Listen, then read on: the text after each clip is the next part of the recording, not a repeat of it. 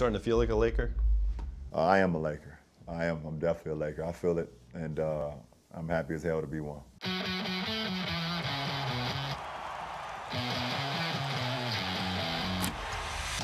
I just have one ground rule for the interview, there'd be no cursing or swearing.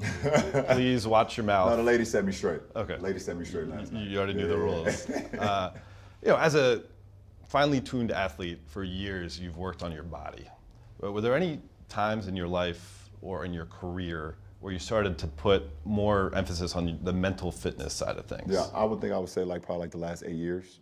And the one instance that I could think about right off top was after the loss to Dallas in the 2011 finals. I knew that the physical side wasn't going to just be enough. And also the level of scrutiny that I was dealing with and how I got out of my comfort zone. I lost the love of fun for the game, and I knew that was the mental side.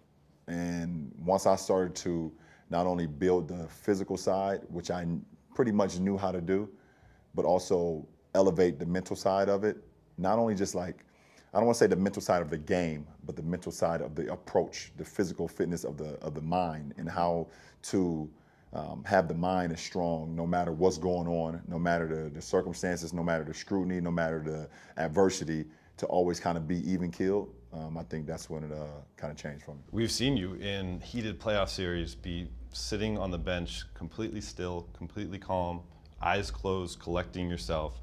How have mental exercises like that helped you succeed in your career?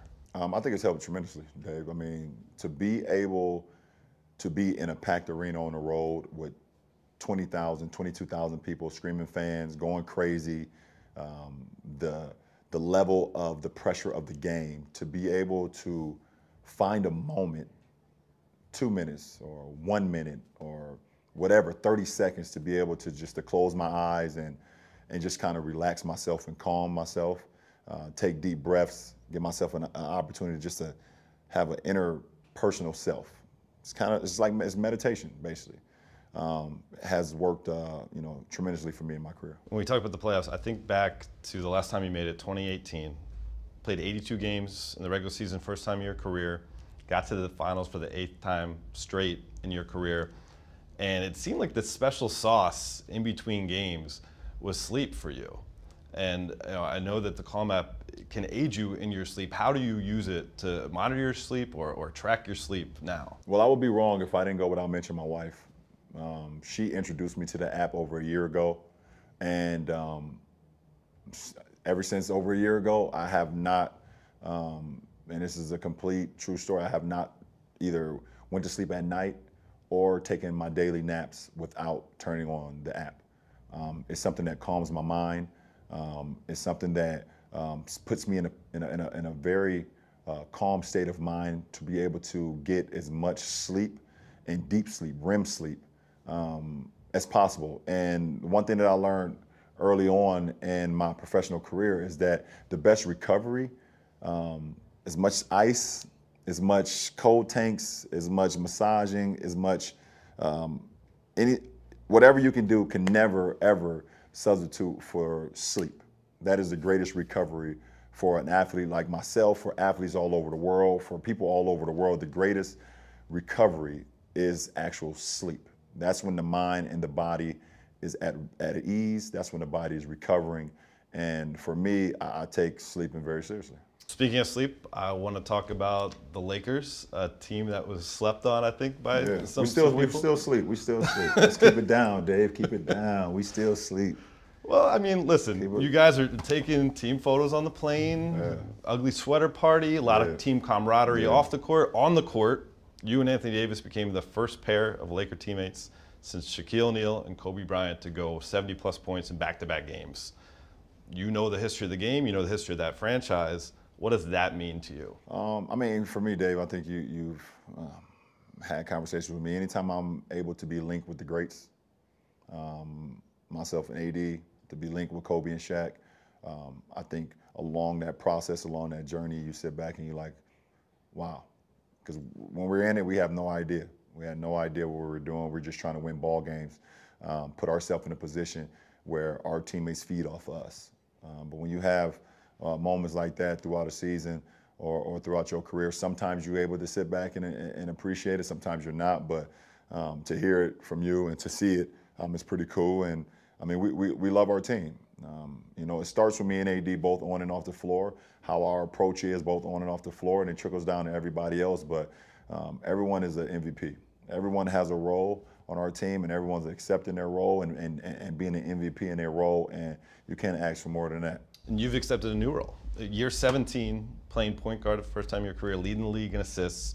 I want to know, is there like some sort of washed king list that you keep at home in the summertime, all the people that were casting aspersions? What's fueling this run for you? I think myself. I mean, I'm fueling myself. My teammates is fueling me.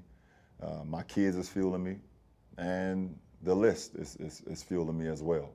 But, you know, for me, to be able to be in a position where my teammates trust me to handle the ball and be the point guard, I have not done it since probably like 2 weeks into my rookie year. I did it for a little bit, and Paul Silas knew that I needed to be on the wing. But for me to do it in my 17th year with the amount of minutes that I've played, with the amount of games that I've played, and my teammates to trust me, it means a lot. LeBron, you mentioned your family fueling you. Of course, you're a family man, raising 3 beautiful children. Yeah. Your wife, Savannah, your oldest, Bronny, is going to be traveling halfway across the country with Sierra Canyon High School to play against your alma mater, St. Vincent, same area. I know you hope to get there, weather permitting. Yeah. But what emotions is this event, this game, stirring up? A lot, because, you know, obviously everybody know that St. Vincent, St. Mary is when I became, or people started to recognize me from a national standpoint. And for it to be, you know, 15 years later, and my son is about to play a high school game versus my alma mater in our home state. The only thing that would have been more emotional is that if my son was playing St. Vincent St. Mary at the LeBron James Arena in Akron. That would have been like, I think it would have been too much. But it's just a pretty cool thing, man. You don't know how things will line up in life, and you know, it almost seemed like it's just all coming back full circle. Seeing my oldest son doing the things that he's doing, I'm proud of him and his basketball club.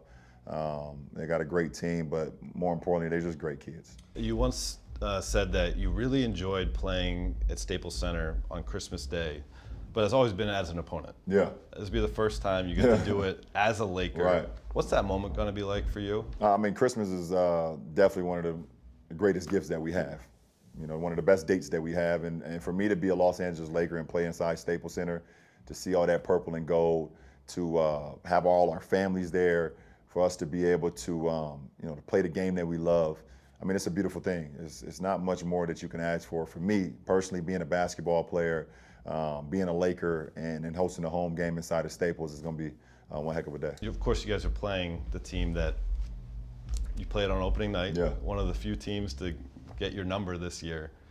But they're going to be fully healthy this time around, with Paul George now playing. Can you just break down that matchup? What are we going to expect to see on the court? I mean, I don't know. I mean, it's 2 fierce teams for sure. It's 2 competitive teams, 2 competitive coaching staffs, and so I mean, you can expect a lot of competition. And may you know, the best team that night wins.